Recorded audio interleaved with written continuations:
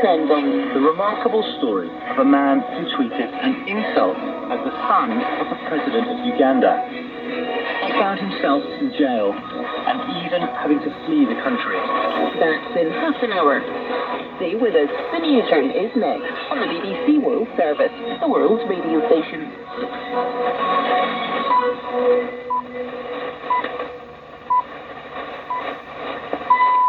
It's 4 hours GMT. This is Jonathan Savage with the newsroom. Depravity and brutality. The US expresses disgust at Russia's actions in Ukraine. Innocent people shot in the back of the head, hands tied behind their backs. Women, pregnant women being killed, hospitals being bombed. I mean, it's just unconscionable. Russia says it's rescued over 1 million Ukrainians. People Kiev say were deported against their will. With its Prime Minister in court on drug and corruption charges, the British Virgin Islands are in crisis. Still, the acting leader opposes direct rule from London. Every country in the world has challenges with governance, and we have a very strong and robust program to reform. Meet the Ugandan at the center of a struggle over human rights and social media. They turned me into a monster, and they must deal with the monster they created. And why Rio's most famous statue has a very familiar new rival. This is the BBC World Service. Hello, I'm David Harper with the BBC News. The Russian Foreign Minister, Sergei Lavrov, has said that more than 1 million people have been evacuated from Ukraine to Russia since the beginning of the invasion. Ukraine has repeatedly accused Russia of taking people across the border against their will. Mr. Lavrov made the comments in an interview with Chinese state media. Laurie Callas reports. Throughout the interview, Mr. Lavrov again maintained that the war in Ukraine was simply a special military operation. Since it began, he said over 2 million people in Ukraine had asked to be transferred to Russia. More than half of those, he said, had been evacuated accordingly. The foreign minister added that among the people transferred to Russia were 120,000 foreigners. Also included were people evacuated from Donetsk and Luhansk, areas which Russia regards as breakaway republics. The president of Ecuador, Guillermo Lasso, has declared a 60-day state of emergency in 3 of the country's 24 provinces.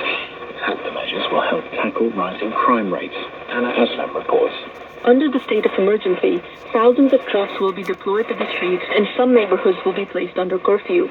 This is the second time President Lasso has used emergency powers to counter violence in the country, which has increased in recent years. The government blames the rise on drug trafficking gangs, who use the country as a transit point for exporting narcotics to the United States and Europe. The state of emergency that President Lasso put in place in October faced criticism from the Constitutional Court.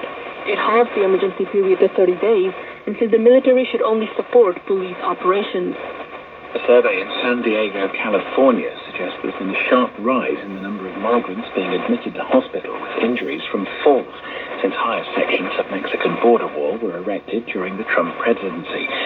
Migrants have been using extended ladders and ropes to mount the barrier. Peter Bowes reports. The border wall was at the heart of Donald Trump's policy to curb the passage of migrants into the United States. The height of some sections of the structure was increased to about 9 meters to create a barrier that was supposed to be unclimbable, but it didn't stop people trying to get across. Some have died in the process. Others have suffered significant brain and facial injuries along with broken bones. One health official said it amounted to an unseen public health crisis with a growing financial burden on hospitals in the San Diego area. The acting leader of the British Virgin Islands, Natalia Wheatley, has confirmed the territorial government's opposition to direct rule imposed from London. The Premier, Andrew Foy, is facing drug trafficking charges in the United States.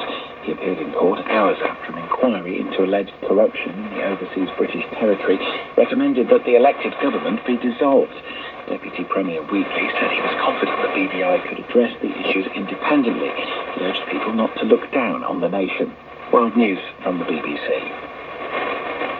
Israeli officials say one person has been killed in a suspected terror attack outside the settlement of Ariel in the occupied West Bank.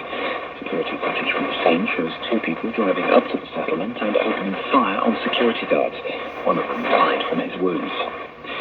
The city of Los Angeles has marked the 30th anniversary of race riots, which left more than 60 people dead. Violence broke out following the acquittal of 4 white police officers involved in the beating of a black man, Rodney King, after a traffic stop. On Friday, local community leaders and Mr. King's daughter joined the mayor of Los Angeles, Eric Garcetti, at the intersection where the riot started. He addressed the gathering.